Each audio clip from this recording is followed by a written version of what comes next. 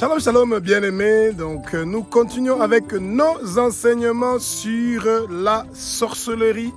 Eh bien, la violence sexuelle fait partie de la sorcellerie. Quelqu'un qui veut à tout prix vous violer. Quelqu'un qui veut vous séquestrer. Quelqu'un qui veut à tout prix avoir des rapports sexuels avec vous. Quand vous avez dit non, ce n'est pas du tout sain. C'est vraiment de la sorcellerie. C'est quelqu'un qui veut détruire votre vie, qui veut détruire votre avenir, qui veut changer votre destinée et vous devez refuser ça au nom de Jésus. Bien-aimés, combien de jeunes filles et de jeunes hommes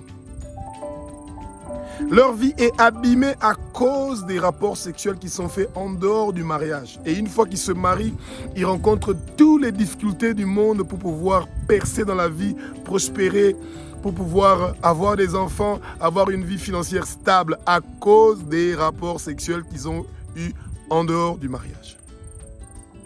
Et aujourd'hui, nous allons explicitement parler de cette sorcellerie que nous retrouvons dans l'Église. La violence sexuelle, les avortements en longueur de journée dans les églises. Parce que les gens ne veulent pas accepter leur honte. Se repentir qu'ils ont commis un péché, celui d'avoir eu des rapports sexuels avant le mariage. Que le Saint-Esprit prenne le contrôle de cet enseignement. Que nous tous nous puissions apprendre. Le but de ces émissions n'est pas celui de condamner les gens, mais de leur rendre conscients. Qu'ils puissent se repentir et changer. Dieu, Abba, notre Père qui est aux cieux, a envoyé son Fils unique, Jésus-Christ, pour venir sur terre, pour que nous puissions être transformés, changés. Que le Saint-Esprit nous remplit, que je sois son instrument qu'il va utiliser pour pouvoir faire passer son message à son peuple. Bien-aimés, surtout dans les chorales, les rendez-vous en dehors des heures de répétition, les textes piquants des WhatsApp et etc. Les attouchements. Et bien aimé, je ne sais pas pourquoi des fois nos jeunes sont naïfs, mais je vais vous expliquer quelque chose. Quand un homme et une femme se rencontrent dans une pièce, ils sont dans une même pièce, où il n'y a pas de gens, vous êtes seulement à deux, un homme et une femme. Il y a 3% de probabilité que vous sortez de là sans avoir eu des rapports sexuels. Même les embrasser, les attouchements, c'est déjà des rapports sexuels. Oui. Et la pénétration, c'est là où vous avez maintenant votre alliance garantie avec la personne avec qui vous avez eu des rapports sexuels. Ouvrez votre bouche, bien-aimés. Dites au Seigneur, Abba, je m'humilie devant toi. Abba, au nom de Jésus-Christ, je m'abaisse devant toi. Abba, au nom de Jésus-Christ, je me mets face contre terre et je me repens d'avoir eu des rapports sexuels, d'avoir embrassé, d'avoir touché une autre fille, d'avoir eu des rapports sexuels avec la personne qui n'est pas mon mari. Et je ne veux plus refaire ça. Je déteste ces péchés-là. Je déteste la pornographie. Je déteste la masturbation qui me pousse à faire ces choses-là. Je veux te servir, ô Abba. Et je garde mon corps pour toi, Jésus-Christ, jusque le jour de mon mariage. Et mon corps va appartenir à mon mari ou à ma femme. Toutes les alliances que j'ai contractées, consciemment ou inconsciemment, en ayant des rapports sexuels avec une femme ou avec un homme, je brise cela. Je brise cela. Je brise cela au nom de Jésus-Christ de Nazareth. Toute personne qui a utilisé mon étoile ou qui utilise mon étoile par les rapports sexuels que j'ai commis, que j'ai eu avec cette personne-là, j'efface cela, j'efface cela, j'efface cela au nom de Jésus de Nazareth. Toute décision qui a été prise dans le monde des ténèbres, que moi, ma destinée sera changée à cause des rapports sexuels avec les hommes ou avec les femmes, j'efface cela, j'efface cela, j'efface cela au nom de Jésus-Christ de Nazareth. Je refuse la sexualité avant mon mariage. Je refuse la sexualité avant mon mariage. Je refuse la sexualité avant mon mariage. Bien-aimés, que le Saint-Esprit contrôle votre vie. Remettez votre vie entre les mains du Saint-Esprit. Et quand vous voulez partir dans un rendez-vous, on vous a invité. dans un lieu où il n'y a pas beaucoup de gens. Ce n'est pas un restaurant, c'est un endroit où... Et à Kinshasa, c'est devenu très compliqué parce que ça peut être un restaurant ou un bar. Et toujours derrière à Kinshasa, par exemple, il y a toujours des flat hôtels ou des hôtels. Et quand vous voyez quelqu'un venir, vous pensez qu'il vient pour boire de la boisson dans cet endroit-là, et bien derrière, il y a des chambres. C'est triste. Tout est préparé pour que le peuple de Dieu soit addict à la fornication. C'est un plaisir pour quelques secondes qui va vous amener des problèmes pour toute votre vie. Et plus vous savez que vous faites mal, plus le Seigneur va permettre que vous vivez des moments difficiles. Parce que vous savez que vous ne devez pas le faire. Et beaucoup de nos jeunes de nos jours sont devenus des hypocrites et des profiteurs.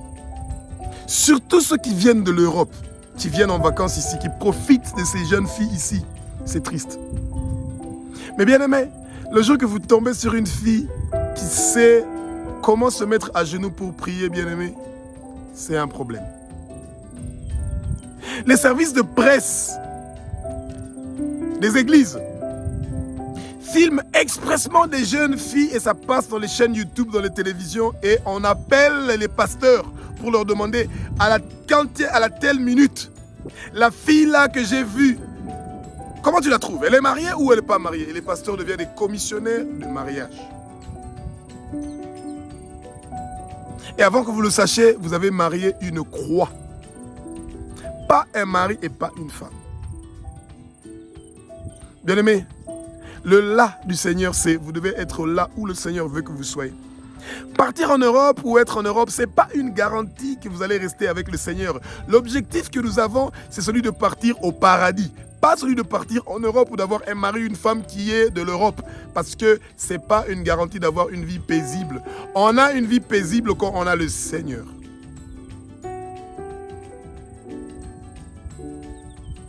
Jeune homme, arrêtez d'induire vos sœurs en erreur. Quand nous ne sommes pas mariés, nous sommes frères et sœurs. On a un seul Père qui s'appelle Abba, notre Père qui est aux cieux, notre Dieu, notre Roi. Jésus est notre Père. Et quand vous couchez avec une femme, avec une fille ou avec une femme qui n'est pas votre femme de la maison, c'est l'adultère. Quand vous n'êtes pas marié, vous commettez la fornication et en même temps vous commettez l'inceste parce que vous couchez avec votre sœur. Vous avez le même Père et notre Père c'est Jésus. Celui qui a versé son sang pour que nos péchés soient pardonnés. Celui qui nous a rachetés de la main de Satan et nous nous retournons dans les mains de Satan. Oui, bien-aimés. Et l'habillement de nos jeunes filles de nos jours, c'est tellement déplorable. Et ça part comme ça dans des endroits où on rencontre des hommes mal habillés. Votre habillement, c'est ça qui va amener un mari comme votre habit. Quand l'habillement est mauvais, le mari sera mauvais. Vous allez avoir un mari qui est mauvais parce que vous avez des mauvais habits. Vous dites oui à toutes les propositions pour vous rencontrer dans des endroits où vous serez isolés. Et vous devenez addict à la sexualité. On vous emmène dans un endroit ou dans une maison où on commence d'abord avec, par hasard, on met une chaîne de pornographie. Et que tu n'as jamais vu et tu commences à regarder. Automatiquement, l'esprit de débauche entre dans ta vie. Et la violence sexuelle se réveille dans ta vie, bien-aimée. Joseph, dans Genèse chapitre 39, il n'a pas résisté à la femme de Potiphar. Non, il a fui. On fuit d'être présent dans un endroit où on peut être confronté à la violence sexuelle. Oui, bien-aimé. Combien de fois des mineurs de nos jours, entre 10 ans et 18 ans, en longueur de journée du bureau de police, vous entendez les filles, les jeunes filles. Parce que l'habillement déjà attire les garçons. Elles montrent tout. Et enfin, à cause de l'argent, on les coince. C'est triste. Le mal est arrivé dans nos églises. Et même chez les païens, même histoire. Dans les quartiers, des jeunes filles qui sont vierges, c'est devenu comme si on les appelle les Yuma. Donc ça veut dire que tu connais rien. Parce que tu es encore vierge. Tu dois avoir des rapports avec un homme. La virginité est devenue un luxe dans nos pays. Et vous savez, les alliances que nous sommes en train de signer avec la première personne avec qui on a des rapports sexuels, ce sont des alliances terribles. Et quand ce n'est pas votre mari ou ce n'est pas votre femme bien-aimée, vous allez avoir des soucis. Brisez ces alliances-là. Détruisez-les. Repentez-vous. Dites au Seigneur, j'ai mal agi, j'ai mal fait. Parlez à vos pasteurs, parlez à des hommes de Dieu.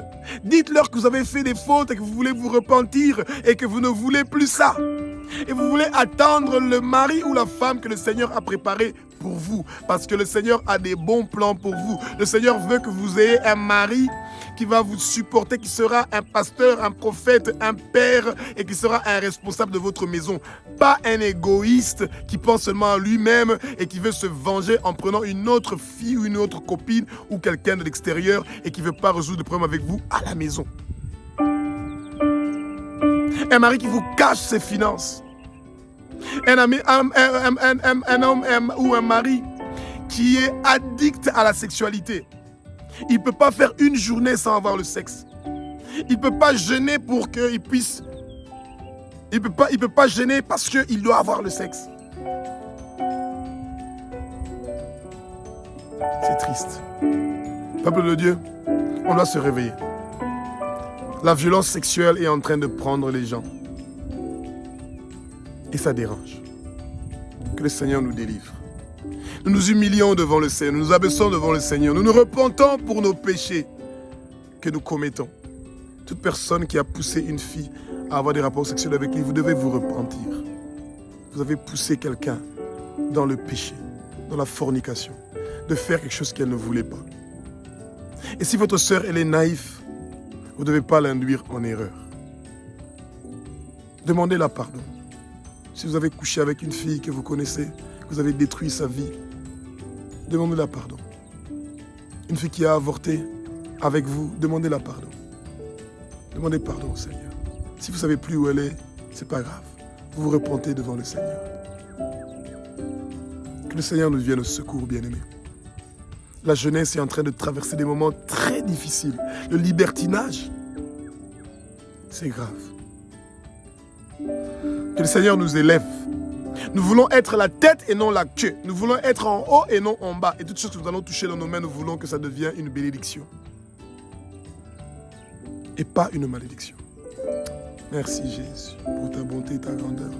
Tu es un Dieu qui est formidable et merveilleux. Tu es un Dieu qui fait des choses qui sont formidables et merveilleuses. Bien-aimés, que le Seigneur nous aide. Que nous puissions trouver des solutions à toutes ces difficultés que nous sommes en train de traverser. Et que notre jeunesse soit sauvée parce que ces moments difficiles que nous sommes en train de traverser, de ne pas réussir à résister contre la sexualité, la pornographie, la masturbation, c'est grave. Merci Jésus. Merci Jésus pour ta bonté et ta grandeur. Que ton sang précieux continue à nous laver, à nous purifier, à nous sanctifier. Merci Jésus de nous avoir rachetés de la main de Satan et nous ne devons plus retourner dans les péchés au nom de Jésus. Aide-nous, aide nos églises, sauve-nous. Merci Jésus. Merci Jésus, tu es le roi des rois, tu es le Seigneur des seigneurs, tu es l'alpha, l'oméga, tu es le commencement, la fin, tu es celui qui était, qui est, qui sera. Je ne veux plus induire d'autres jeunes filles dans les erreurs, je ne veux plus induire des jeunes hommes dans les erreurs. Je ne veux plus induire ton peuple dans les erreurs. Merci Jésus. Merci Jésus. Merci Jésus. Alléluia.